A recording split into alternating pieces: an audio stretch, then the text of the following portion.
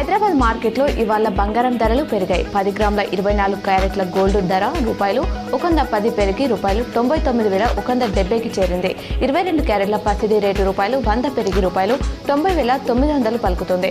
అటు వెండి ధర కేజీకి ఏకంగా ₹1900 పెరిగి ₹1,13,000కు చేరింది. జగిత్యాల జిల్లా సింగరావుపేటకు చెందిన వ్యవసాయ భూమి రిజిస్ట్రేషన్ కోసం 15,000 డిమాండ్ చేశాడు ఇన్ఛార్జ్ తహసీల్దార్ గణేష్. డాక్యుమెంట్ రైటర్ ద్వారా 10,000కు డీల్ కుదించుకుని 10,000 స్వీకరిస్తుండగా రెడ్ హ్యాండెడ్గా ఏసీపీ అధికారులు పట్టుకున్నారు.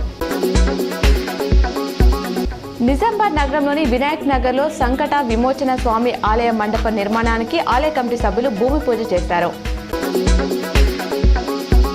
ఏపీ ప్రభుత్వం చేపడుతున్న బనకచర్ల ప్రాజెక్టును సీఎం రేవంత్ రెడ్డి ఎందుకు వ్యతిరేకించడం లేదని బీఆర్ఎస్ ఎమ్మెల్సీ కల్వకుంట్ల కవిత ప్రశ్నించారు.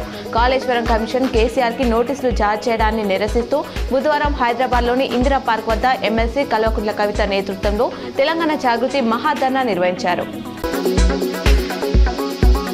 దేశంలో కరోనా యాక్టివ్ కేసుల సంఖ్య 4,302కు చేరింది. గత 24 గంటల్లో కొత్తగా 276 కేసులు, 7 మరణాలు నమోదయ్యాయి. ఇప్పటివరకు 3,281 మంది కోలుకున్నారు. అత్యధికంగా కేరళలో 1,373, మహారాష్ట్ర 510, గుజరాత్ 461, ఢిల్లీ 457, వెస్ట్ బెంగాల్ 432, కర్ణాటకలో 324, తమిళనాడులో 216 యాక్టివ్ కేసులున్నాయి. వేములవాడ రాజన్న ఆలయానికి చెందిన కోడేలు మృతివాత పడుతుండడం కలవరపెడుతుంది. గత 5 రోజుల్లో 26 కోడేలు మృతి చెందాయి. నిన్న తిప్పాపూర్ గోశాలలో 6 కోడేలు మృతివాత పడ్డాయని, మరో 14 అనారోగ్యంతో ఉన్నట్లు అధికారులు తెలిపారు. ప్రస్తుతం ఆలయానికి చెందిన గోశాలలో 1,230 కోడేలు ఉండగా సరిపడా షెడ్డు లేకపోవడంతో గోశాల ఇరుకుగా మారింది.